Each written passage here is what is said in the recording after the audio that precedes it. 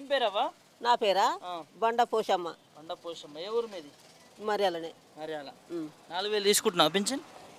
4000 వస్తలేవు పాంతలు మరి 2000 ఇస్తుండ్రు.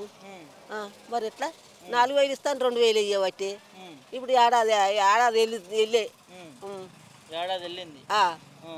మరి ఈ నెలలు వస్తాయి ఆ నెలలు వస్తాయి అంటే ఏ నెలలో లేవు. ఈ నెలలు వస్తాయి అని చెప్పిండ్రు, ఈ నెలలో కూడా లేవు. 2000 ఇచ్చారు. 2000 ఇచ్చిరా? ఇవన్నీ సంచలనే ఉన్నాయి ఇప్పుడు. సంచల్లో ఉన్నాయి. అడిగితే ఏమంటారు మరి? 4000 నా అసంటి దాన్ని అడిగితే ఏమంటారు అమ్మా? శాతనేమో అడిగితే లెక్క నేనేమో శాతగానేమో అడుగుతుందో అంటారు ఏమో గట్లా. 2000 సరిపోతున్నాయా? ఇక సరిపోతాయా అంటే ఏం చేయాలి? సరిపోవు. యాడికి సరిపోతాయి? యాడికి సరిపోవు గట్లా. మాకు గోళీలు కావాలి, సూదులు కావాలి, తింటందుకు కావాలి, కూరగాయకు కావాలి. మాకు సరిపోవు. నేను వచ్చేకల్లా సరిపోవు. నోరు చాపాలి. నోరు చాపాలంట. మరి ఈ సంవత్సరం అయినా ఇంకా చేస్తలేడు కదా రేవంత్ రెడ్డి? వేస్తలేడు మరి ఎందుకో ఏమో మరి తెలియదు. ఇచ్చిండుగా, మాట ఇచ్చిండుగా. ఇచ్చిండు మాట ఇచ్చిండు. 4000 ఇస్తా అన్నాడు. 5000 గ్యాస్ అన్నాడు.